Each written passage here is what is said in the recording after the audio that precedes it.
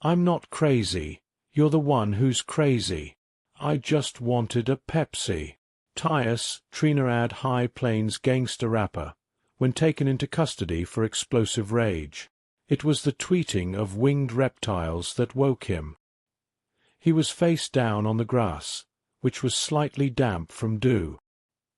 He could feel the wind on one foot. The other he was aware he was wearing a wet, itchy sock and a too-tight shoe. He could feel the breeze on his bare back. He was holding something cold and slick in one hand, something soft and crumpled in the other. There was the giggling of children, and someone poked him with the pointed end of a stick. "Think he's dead?" a child's voice asked. "What do you think happened to his other shoe?" another child wondered. "He's totally wasted," a slightly older-sounding child said, their voice full of prepubescent authority. The stick poked him again. He groaned and rolled over. The children ran off, laughing and shrieking. The dull orange sun seared his eyes, making his head pound. His mouth tasted like what he imaged death tasted like.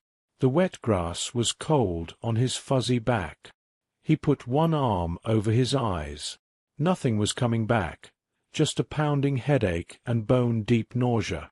"Citizen, do not move," the heavily synthesized voice commanded. He groaned. "No identification found. Citizen, state your name and citizen registration number immediately or face level 1 non-compliance punishment," the synthesized voice said. He didn't mean to say it, but it came out anyway. "Go fuck yourself," he groaned. The electric shock was mild, barely noticeable. He groaned and sat up, looking around himself. 2 Lorzek robots stood over him, one with looping wire hanging down between his leg and the robot's lower appendage. He was wearing ragged purple pants, rough spun, one red shoe with a white wool sock. In one hand he held a glass bottle, half full of milky white fluid with "Old Smoky No" written in paint stick on the side. In the other hand he held a cellophane and paper package with "Death Sticks" written on them. "Citizen is non-compliant. Summoning Level 2 assistance. Citizen, state your name and citizen registration number or be subjected to Level 1 non-compliance punishment," the robot on the left said. He shook his head. "Eat a dick," he said. He didn't mean to. He wasn't sure why he said it. There was a pop and the 2 barbed darts flew out, hitting his leg. The electrical jolt just seemed to wake his muscles up. It tingled slightly and tickled a little, but that was it.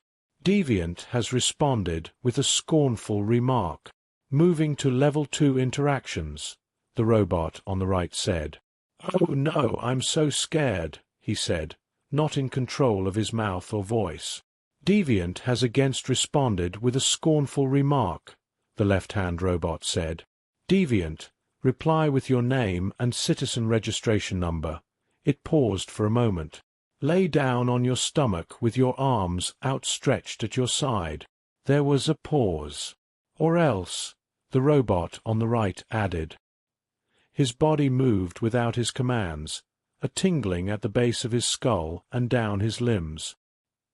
He uncorked the bottle, spit the cork into his lap, and took a long drink off of what was quickly evident to be high-potency double-brew alcohol. He put the bottle in his lap, his body still moving without his own consent. He stared confused as he dug in one pocket, pulled out a metal-tipped object, blue plastic that he could see that there was clear liquid inside, then opened the cellophane package. He lit the smoke stick, put everything away, then picked up the bottle again. "Deviant, a Level 2 supervisor is approaching. Comply with our commands," the one on the right stated. "You have repeatedly defied lawful commands by legal security robotic enforcers. Tier 3 punishments are now authorized. Obey commands.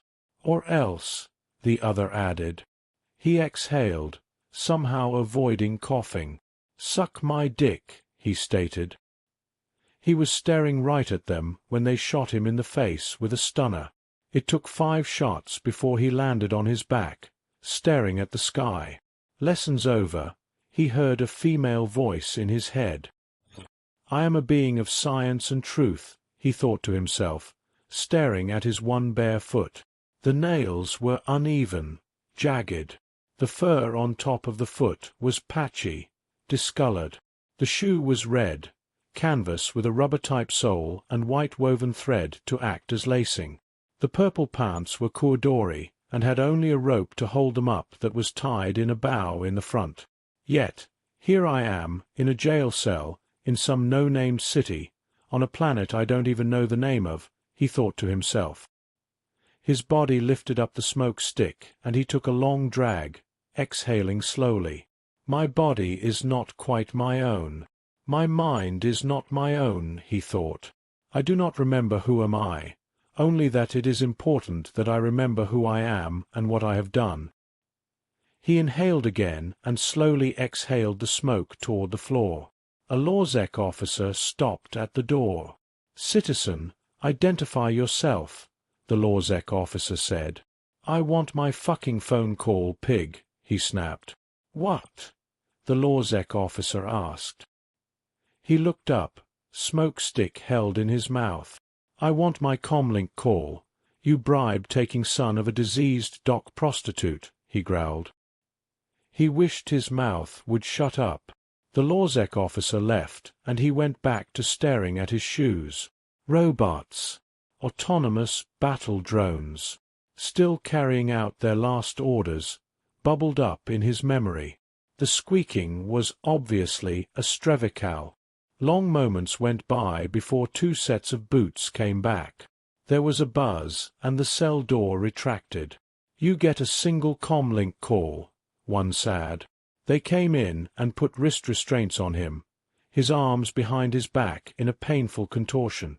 They escorted him out into the larger room. There were over a dozen LawSec officers, all interviewing criminals or victims.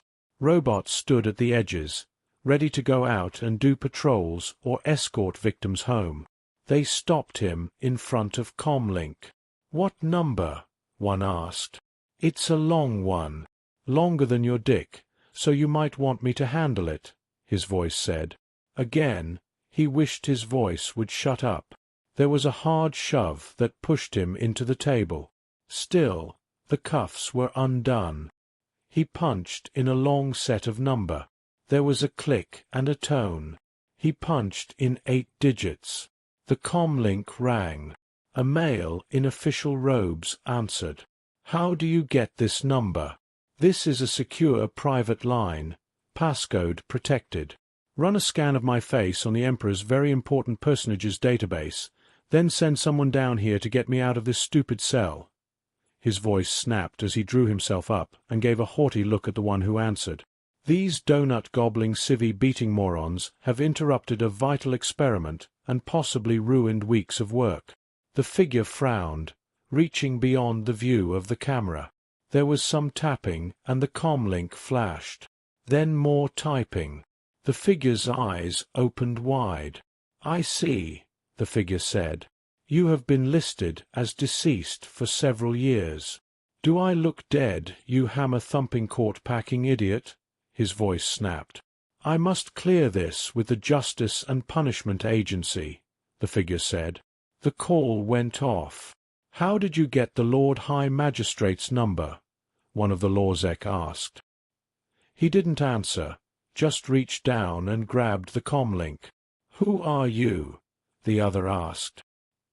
He still didn't spoke, just turned, yanking the comlink off the desk and smashing it upside the speaker's head. Most of it shattered, but there was enough to spin and smash it into the face of the other guard. He was laughing as they tackled him and beat him senseless. He was staring at his bare foot again when the cell block door opened and heavy boots tromped to in front of his cell. He just inhaled smoke and exhaled it slowly. He refuses to give his name or citizen registry number.